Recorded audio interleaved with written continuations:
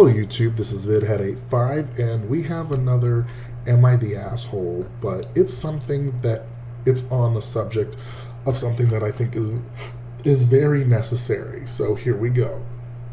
I remember watching Shiny Happy People and thinking about how cults groom women to think of their bodies not as their own, but God's and their husbands. It leads to a horrible misunderstanding that allows predators to groom victims and say, obey me or you're not following God. So that when abusive and erotic nature happens, these women and girls are paralyzed. Well, I'm glad to share a story in which a father stands up for his son's bodily autonomy.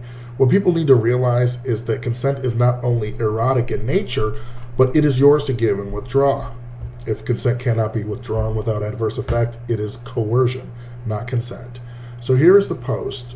The original poster, a 30-year-old male, shared an incident that raised questions about parenting, autonomy, and consent, leaving online users pondering the complexity of these topics.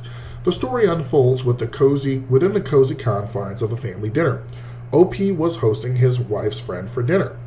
The evening took an unexpected turn when the friend attempted to hug the 7-year-old son. However, the young boy who had experienced a rough day at school politely declined the hug. What should have been a simple interaction escalated as the friend persisted, pushing the child to accept the embrace. The pivotal moment came when the friend turned to the boy's father, OP, expecting him to intervene and enforce the hug. Instead, OP calmly explained that his son had been raised to establish and maintain his own boundaries. OP emphasized that he would never force his child to break those boundaries for anyone else, even in the face of social pressure. The friend's response was both surprising and contentious. She laughed, dismissively stating that the boy was fortunate not to be her child, insinuating that she would have swiftly fixed his behavior. This encounter, marked by an unwavering commitment to autonomy and consent, led OP to take a drastic step. OP asked his son to retreat to his room, and then firmly told the friend to leave his house, defending his son's right to be treated as a person rather than a pet. OP's wife's friend took it offensively, called OP a prog, and then laughed. Meanwhile, OP's wife, though disappointed, confessed she might have taken the same action in OP's shoes.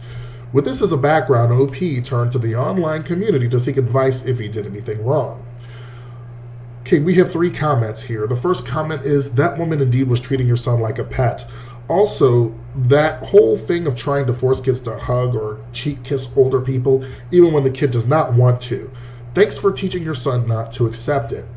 And from the comments on the original post is, when I was a kid, our class watched a short film on sexual harassment and bodily autonomy. And part of it really stuck with me. The narrator said that even if it's just that one overbearing aunt sweeping in for an unwanted kiss, that's sexual harassment. My brain went, that's sexual harassment? That's one of those middle-class cliches. The unwanted display of familial affection from an overbearing auntie. Comedians use it in their stand-up routines. You see it on TV all the time.